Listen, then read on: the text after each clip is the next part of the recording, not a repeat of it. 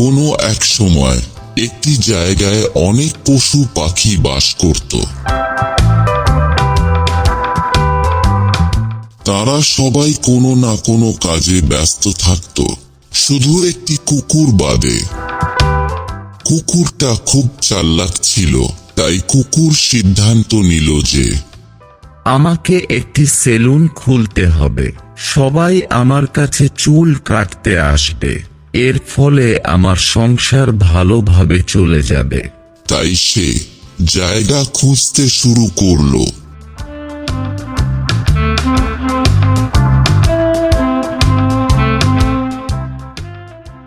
খুঁজতে খুঁজতে এক পাহাড়ের পাশে একটি গুহা দেখতে পেল। এইখানে আমি সেলুন খুলব, যাই গিয়ে দেখি।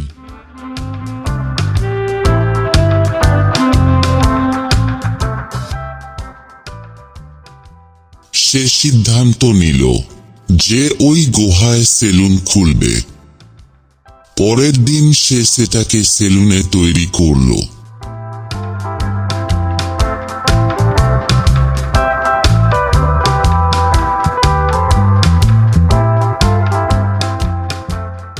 প্রথম দিন ওই পথ দিয়ে একটি সিংহ যাচ্ছিল।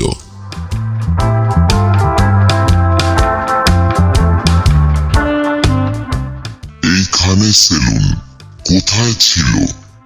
যাই, আমার চুলগুলো অনেক বড় হয়েছে, কেটে ফেলি। এই বলে সে চুল কাটতে বসলো। ডগ ভাই, আমার ভালোভাবে চুল কেটে দাও। আচ্ছা, ঠিক আছে। ধীরে ধীরে অনেকে চুল কাটতে ও দেখতে এলো।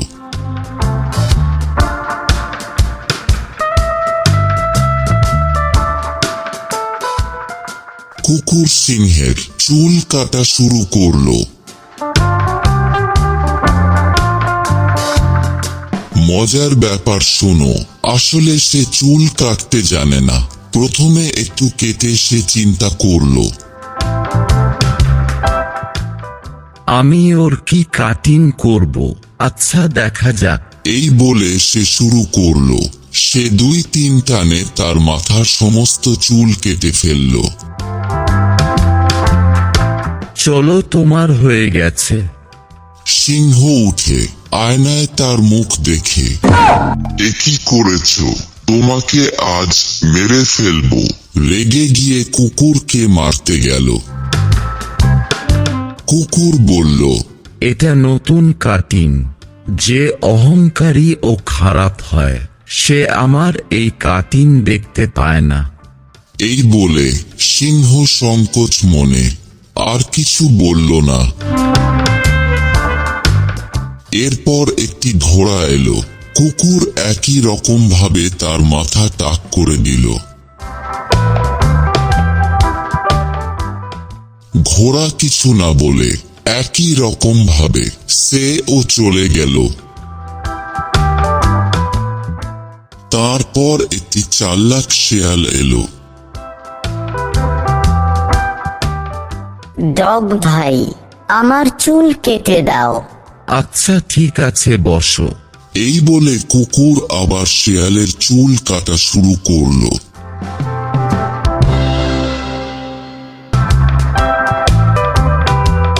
একই রকম ভাবে কুকুর তার চুল কাটা শেষ করলো। শিয়াল আয়নায় তার টাক মাথা দেখে কুকুরকে বলল, আসলে তুমি চুল কাটতে জানো না, তোমার দেখাচ্ছি।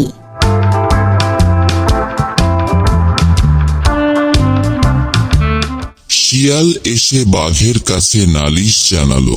কুকুরকে নিয়ে বিচার হলো। তোমার এই প্রতারণার জন্য তোমাকে 2 বছর এই এলাকায় থাকা যাবে না। এই বলে কুকুর তার দোকান বন্ধ করে 2 বছরের জন্য এলাকা ছেড়ে চলে গেল।